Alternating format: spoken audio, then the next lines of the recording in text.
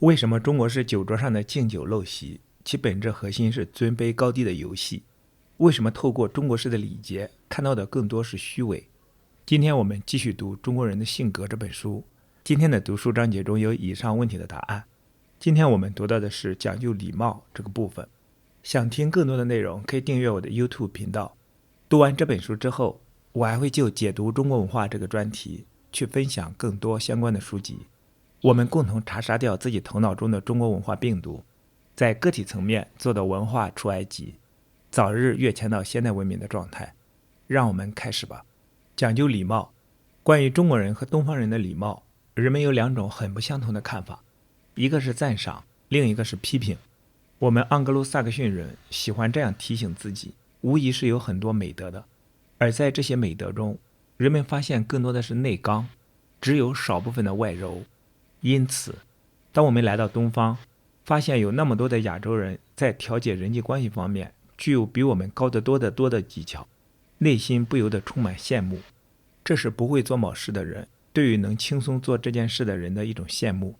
即使是对中国人具有过分偏见的批评家，他也不得不承认，中国人已经把礼貌升华到了一个完美的高度。这对于西方人是不知道且未曾体验，所以想不到，甚至是几乎不可想象的。这使我们想起中国的典籍上记载有礼仪准则300条，行为准则3000条。一个民族背负着如此繁多的礼节，要延续下去，似乎是不可想象的。但是，我们很快就发现，中国人已经设法把恪守礼节熔铸成一种内在的本能，而非外在的需要。就像他们对待教育一样，这个民族的精英曾为人们的日常交往制定出繁文缛节，而在西方，这一切只适用于宫廷和外交往来。当然，中国人的日常生活并不是完全被这些繁文缛节所束缚，而是这些规矩就像节日的盛装，该搬出来时就搬出来。至于在什么场合需要这样做，中国人全凭一种准确的本能去辨别。在这样的场合，如果一个中国人不知道该如何去做，那么他就会像西方一个受过教育的人偶尔忘了9乘以9是多少一样，令人感到滑稽可笑。西方人难以欣赏中国人的礼貌，是因为我们心中有这样一个观念，那就是礼貌的定义是一种真诚的善意的表达。因为文明社会教导我们对待个体人的福利如同大家的福利一样，但是在中国，礼貌则完全不是这样的。在中国，礼貌更像是一种仪式的技术细节问题，就像所有的技术一样，重要，但不是作为心态或良心的某个指数，而是个体如何成为复杂的整体的一部分来研究的。礼貌用语的制定和使用，目的在于维护既定的尊卑关系。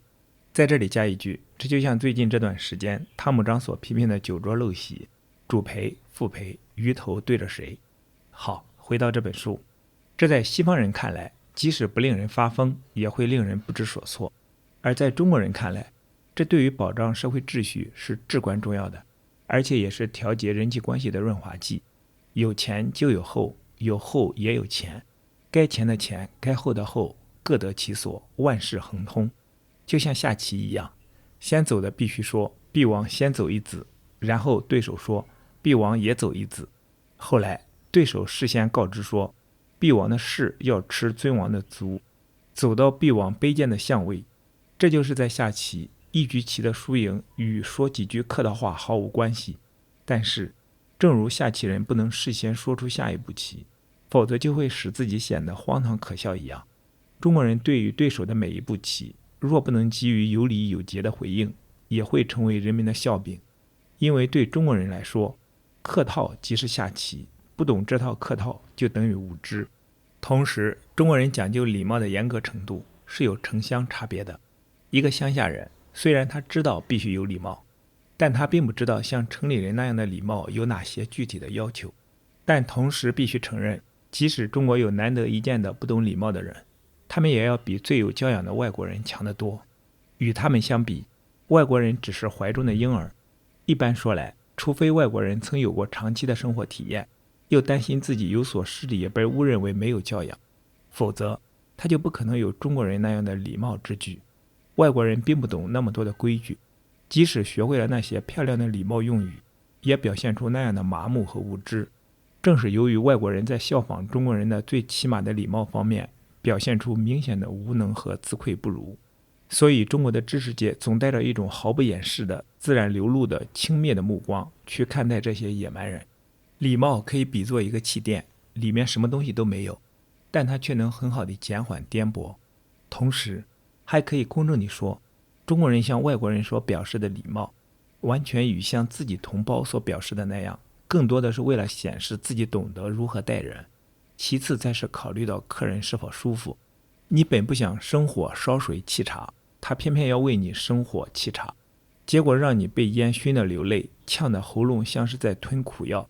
而主人仍然自信自己知道该如何待客。至于客人不乐意，那完全是客人自己的事。再比如，你在乡下租了一间较差的房子，房子的主人认为把房间打扫一下，象征性的布置一下是他的职责。你已经来到了房间，他仍然还在打扫，飞扬的灰尘弄得你睁不开眼。你恳求他别这样做了，但他仍然继续做。也许这就是礼记上所教诲的，应该为客人打扫房间，不管客人是否乐意。请客吃饭也有这样的礼节，这是令初来乍到者生畏的理解，而有所涉足者却常见。在请客吃饭时，热情的主人特地为你盛上了一大堆他以为你喜欢吃的东西，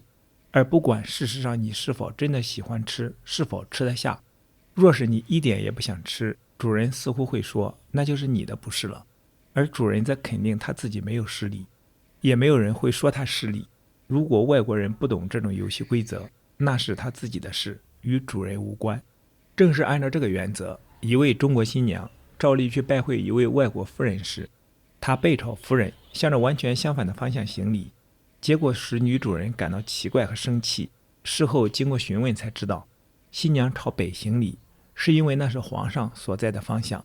她并没有在意女主人是在房子的南边。如果这位外国夫人不清楚自己应当站在房子的什么位置，那么这位新娘也就不必在意女主人会怎么想，至少她表明自己应当朝什么方向磕头。中国人的礼貌常常表现在送礼上，如前所述，这是给受礼人面子，所送的礼物是某种固定的老式样。一位常与中国打交道的外国人总会收到一些礼品盒，这些礼盒用红纸包裹得清清楚楚，内装油腻的糕点，即使他根本不可能吃，甚至被逼得走投无路，表示不愿意接受，否则他只好拿回去送人。送礼人还是不会把礼品拿回去。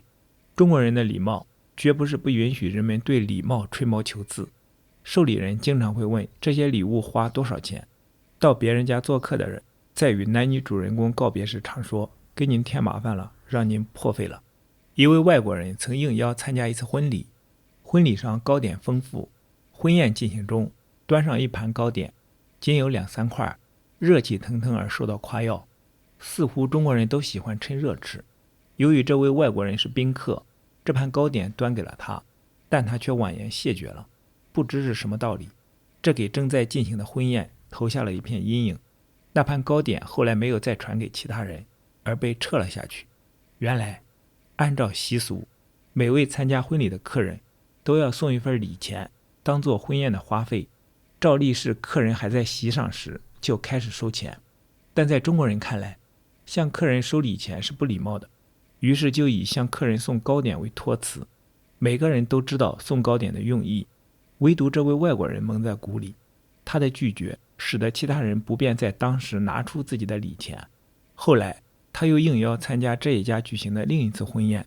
这一次婚礼主持人鉴于上一次宝贵的经验，对着客人比西方人还直截了当地说道，要送礼金的请进来啊，在这里。在否定了中国人礼貌中令人厌烦的繁文缛节之后，我们仍要在社会交往方面向中国人学习许多东西，保持我们的诚实，抛弃我们的鲁莽，这是完全可能的。如果西方人的坚定的独立性掺入一定量的东方人的温文尔雅，那一切将会更好。然而许多西方人根本不会用这种观点看待事物。笔者的一位熟人在巴黎住了许多年，以至于不知不觉地接受了那里的风俗习惯。当他后来回到伦敦时，他已经习惯于向见到的每一位朋友脱帽鞠躬。有一次他向一位朋友鞠躬时，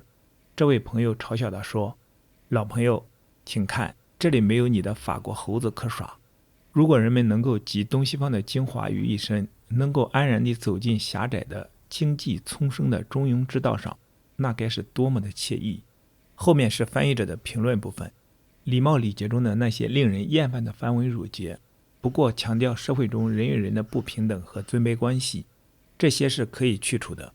而作者客观地认为，某些礼貌礼节如果可以放诸众生皆准，则不妨保留下来，这是值得肯定的。这是相对于那些极端地认为中国一切皆坏皆落后，和西方一切皆美好皆先进的观点来说的。好，今天的读书分享暂时到这里。今天我们读了讲究礼貌这个部分，期待在下一次的读书分享中与你再相逢。